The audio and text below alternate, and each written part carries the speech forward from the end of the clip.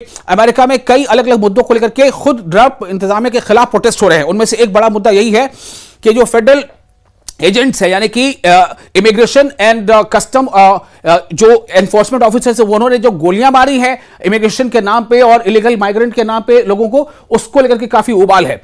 तो मुबस्सिर का यह कहना है कि Trump decision not to strike include a probable increase in the price of oil which would hurt Trump's own voters in the run up to this year's crucial mid term elections. Deep divisions on this issue opinion by ये एक काफी बड़े माहिर मुबस्सिर हैं, उनका नाम है Elon Gabon. उन्होंने ये बात कही है कि अगर मिड ईस्ट में इस तरह कोई हमला होता है तो पूरे मिड ईस्ट में उथल पुथल मच जाएगी और नतीजा क्या होगा कि ऑयल यानी जो कच्चा तेल है उसकी कीमत अचानक बहुत बढ़ जाएगी, जिससे खुद अमेरिका के अंदर भी थोड़ी अफरा तफरी का माहौल हो सकता है। तो ये हालात है। एक और आपको अपडेट दे दूं, ताजा वाकये में एक खबर यह आ रही है कि इसराइल क्या कर रहा है इन दिनों। इसराइल अपनी हरकत से बाज नहीं आ रहा है। ताजा वाकये में कुछ घंटों कबल की खबर है कि इस्राएली ड्रोन ने जुनूबी लेबनान के जिला तायर के इलाके बारिश में एक गाड़ी को निशाना बनाया। मकामी ज़राए के मुताबिक जुनूबी लेबनान के जिला तायर की बारिश पर आज के इस्राएली ड्रोन हमले का निशाना एक उस्ताद मोहम्मद अल हुसैनी था। उसके सामान में से एक रियाजी का क्विज मिला, सोचें मैथ्स का। इसराइल ने जुनूबी लेबनान में 2 अफराद को हलाक कर दिया और मशरक़ी लेबनान के बीका में नबी चित पर भी हमला किया है, जो जगह का नाम है। एक और अहम खबर आपको दे दें कि इलीगल ज्यूइश सेटलर्स जो हैं, जो जिनको यहूदियों ने जबरदस्ती वहां पर इसराइल ने बसाया है फलस्तीनियों की जमीन पर, तो वो इलीगल ज्यूइश सेटलर्स हैं, वो टारगेट कर रहे हैं पैलेस्टीनियन को और उन्होंने बच्चों को टारगेट किया है। वेस्ट बैंक के हेब्रॉन में इतवार को ये जो वाकया हुआ है, settlers ran over the child Abul Karim Musa al Adra और फिजिकली असॉल्टेड एंड चाइल्ड सलाह इस्माइल अल अदरा इन मसफर यत्ता जगह का नाम है। वहां पर जो यहूदी आबादकार उन्होंने फिलिस्तीनी बच्चों की बात आ रही, बच्चों को काफी जो है टॉर्चर किया है। ये हेब्रॉन के साउथ में है, in the occupied West Bank. ये वेस्ट बैंक में सब कुछ हुआ है। ये रिपोर्ट किसकी? द क्रेडल की रिपोर्ट है, आपको हम दे रहे हैं। एक और अहम खबर, Iran supreme national security council has approved the resumption of internet services in the near future. ये द ग्लोब ऑब्जर्वर इस खबर को शाया कर रहा है कि वहां पर इंटरनेट की बहाली जल्द ही होने वाली है।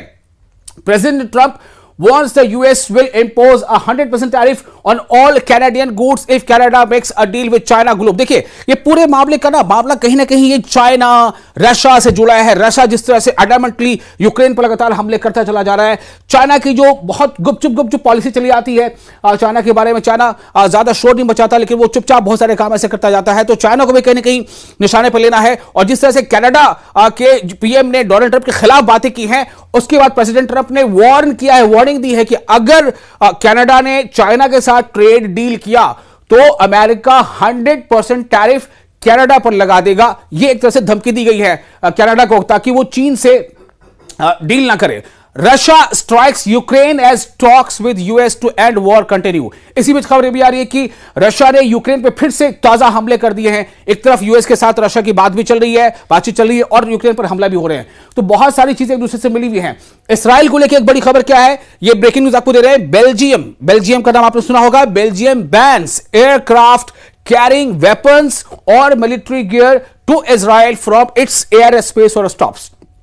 कहीं पर भी बेल्जियम के एयर स्पेस से होकर कोई भी ऐसा जो है वो एरोप्लेन या कैरियर नहीं गुजरेगा जिसमें इसराइल को पहुंचाने वाली उसमें हथियार या सामान होंगे। तो ना तो वो बेल्जियम के एयर स्पेस से गुजर सकता है, ना किसी एयर स्पेस स्टॉप से गुजर सकता है। ये वो तमाम खबरें आपको हम बता रहे हैं। तो कुल मिलाकर हालात अभी ये बन रहे हैं, जो इशारे आ रहे हैं कि बहुत ही ज्यादा इस बात के इम्कान है कि जिस तरह से इसराइल और अमेरिका की एक्टिविटी देखी जा रही है कि 24 से 48 घंटे के अंदर ईरान पर शायद कोई अटैक हो इसकी तरफ से, अमेरिका की तरफ से। इसी बीच आपको एक बात खबर यह भी दे दें कि जो सबमरीन्स हैं ईरान के, उसके बारे में खबर यह है कि वो सबमरीन को ईरान ने अब मूवमेंट देना शुरू कर दी है। और ये मूवमेंट इसलिए है कि ताकि इस बारे में यह बताया जा सके कि जो फ्लाइट कैरियर्स है यूएस के, उसको जो है नुकसान भी पहुंचाया जा सकता है। और आपको एक और खबर है कि ईरान के आईआरजीसी ने फारस की खाड़ी के पास स्थित अमेरिकी वॉरशिप यूएसएस अब्राहम लिंकन, जिसका नाम है CVN-72, उसका ड्रोन से एक बेहद ही नजदीकी फुटेज लिया है। और जो जवाबी कार्रवाई की तैयारी का संकेत है। यानी कि आप सोचिए, जो इतना बड़ा लिंकन, अब्राहम लिंकन जो युद्ध पोत है, वॉरशिप, उस पर अमेरिका इतना फख्र भी कर रहा है, क्योंकि जाहिर है काफी बड़ा, उससे बहुत सारे करियर्स जो है उसमें वहां से लॉन्च हो सकते हैं। तो उसका बहुत ही क्लोजली एक ड्रोन से फुटेज लिया है और ड्रोन से लिया फुटेज जारी किया है ईरान ने। इसका मतलब है कि ईरान की नजर है वॉरशिप पर। तो यह कहीं ना कहीं एक तरह से वो इस बात का इशारा है कि अगर आप जो है कुछ ऐसा करने जा रहे हैं तो हमारी भी तैयारी है। Iran threatens to destroy the US carrier USS Abraham Lincoln with hypersonic missiles. इस तरह की धमकी दी गई है।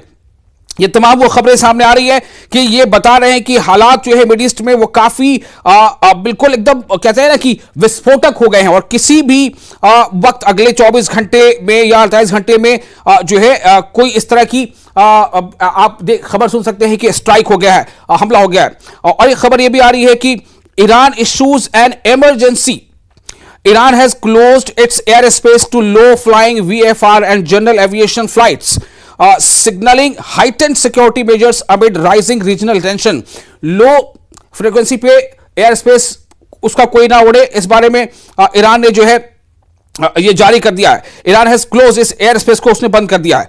तो ये एक बहुत बड़ी खबर है। ये तमाम चीजें इस तरफ इशारा कर रही हैं कि किसी भी वक्त अमेरिका अटैक। हालांकि मैंने आपको दोनों का बयान सुनाया, पढ़ के बताया कि डोनाल्ड ट्रंप ने भी कहा है और जेडी वांस ने भी कहा है कि हमने पूरी तैयारी सिर्फ इसलिए की है कि हम दिखा सके कि वी आर कैपेबल, हम काबिल हैं, हमारे पास सलाहियत है, लेकिन हम करीब से नजर बनाए हुए हैं। और अगर कोई भी नादानी ईरान की तरफ से किया गया, जो अपने अल्फाज उन्होंने कहा कि कोई नादानी की गई, तो हम जो है एहसास करा देंगे कि हमारी तैयारी क्या है। और बहुत सारी ऐसी खबरें वहां पर अभी जो डेवलपमेंट्स आ रही हैं वो ये बता रही हैं कि कुछ भी हो सकता है। जो मैंने आपको पहले बताया कि ये जो सबमरीन है, जिनको आप कहते हैं पनडुब्बी सबमरीन का मूवमेंट ईरान ने शुरू कर दिया है। ये काफी अहम है। इसका मतलब क्या है कि आप अमेरिका अगर इतनी दूर से चल के ईरान के इर्द गिर्द आ रहा है, घेरा तंग कर रहा है, तो क्या उसे ईरान को अपनी दिफा का इख्तियार नहीं है? बिल्कुल है। तो ये बात है। और साथ ही आपको ने ये बताया कि देखिए किस तरह से खुद अमेरिका जो है वो परेशान हाल है अपने अंदर हो रहे मुजाहरों से, प्रोटेस्ट से। तो ये बहुत अहम है। और अब बस ये देखना होगा कि क्या वाकई जो ये वाकई अमेरिका हमला कर देगा। एक तरफ देखिए, एक तरफ यूएसए अपनी औकात ईरान को दिखाने पर अड़ा है, दब रहा है, तो ईरान भी पीछे नहीं हटने वाला। यूएस ने अपना स्ट्राइकर ग्रुप अब्राहम जहाज गल्फ ऑफ ओमान में खड़ा कर दिया है। ईरान ने तुरंत संदेश दिया है कि हम इसको हाइपरसोनिक मिसाइल से एक झटके में गिरा देंगे। इसके लिए उस वीडियो फुटेज में जारी किया गया है, ड्रोन से ली गई तस्वीर। और ईरान ने ऐसा किया तो अमेरिका को वो झटका होगा जो किसी भी न्याय तक देखा नहीं है, क्योंकि इससे पहले उस पर हुआ नहीं है। तो कुल मिलाकर ईरान ये सिग्नल दे रहा है कि हम झुकने को तैयार नहीं है। तो ये क्या वाकई Iran has vowed to destroy the US carrier? अब सवाल ये पैदा होता है कि क्या होगा, क्या हमला हो जाएगा? और this is why no country will invade America. अब देखिए बहुत ज्यादा जो मूवमेंट है ना, ये सच बता रहा हूं आपको कि अमेरिका ने अपने मतलब मैक्सिमम ताकत, यूं कह लें कि हर तरह की, यानी कि नेवी या एयरफोर्स या फिर ग्राउंड लेवल फोर्स, तीनों को वहां पर इकट्ठा कर दिया है। सवाल सिर्फ यह है कि आखिर अमेरिका अगर ईरान पर हमला करता है तो दुनिया को वो क्या बताएगा उसने हमला क्यों किया। लेकिन बहुत क्रूशल है, हो सकता है कि पूरे मिडिल ईस्ट में एक तरह से ये जंग की आग भड़क जाए।